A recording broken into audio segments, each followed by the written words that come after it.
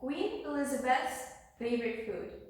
Queen Elizabeth was the symbol of this era. Although she is a monarch, there is one thing that unites her with all of us, and that is love for food. In contrast of a popular belief, the Queen was a frugal person. She used to like very simple dishes that some of us eat every day. One of her favorite breakfast dishes were fried eggs with smoked salmon and truffles. But because truffles are so expensive, Queen Elizabeth didn't buy them and only ate this dish when she was given them. Former royal chef Darren McGrady used to start his daily cooking routine with peeling the carrots for her horses and chopping meat for her precious corgis. He says that the Queen cared about her pets having a good meal more than she cared about her own food. There is no doubt that royal family is not allowed to eat any food they like. Due to the constant traveling and formal meetings, Queen Elizabeth is restricted from eating garlic and spices. She also cannot eat oysters, mussels, and other seafood and raw meat because they are too dangerous and it's very easy to get a food poisoning after eating them. Unsurprisingly enough, the Queen isn't allowed to eat dishes that have tomato sauce in them because she can accidentally stain her clothes. Interestingly, Queen Elizabeth doesn't eat a lot of carbs. Foods like potatoes, pasta, and rice didn't appear on the royal table much often, especially in evening. A lot of people say that Queen Elizabeth liked seasonal fruits and vegetables very much. She used to go to the garden in her Balmoral residence and pick fresh strawberries herself to bring them to the cooks that made fresh marmalade and strawberry jam. Royal chefs were aware that ordering the Queen's favorite berries for her in winter was pointless because she didn't eat them at all.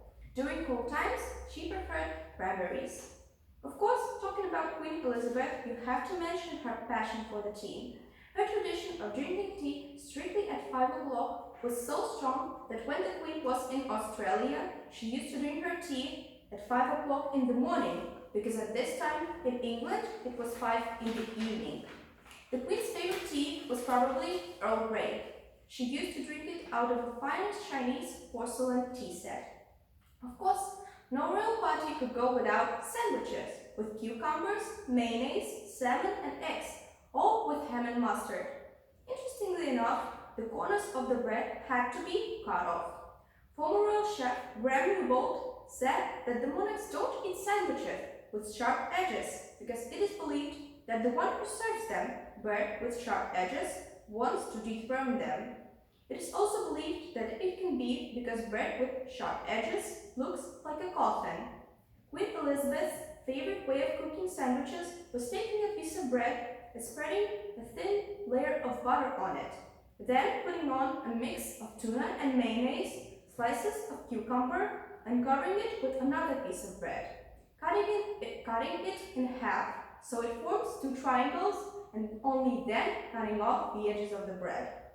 All of the leftover bread is then fed to the royal corgis. Every good meal ends with a dessert. There is no secret that Queen Elizabeth loved chocolate. If she was offered a variety of desserts, she would always pick one with chocolate in it. She used to like all types of chocolate muffins, sponge cakes with chocolate ganache, but she would always eat a small piece of them because she was very disciplined with food.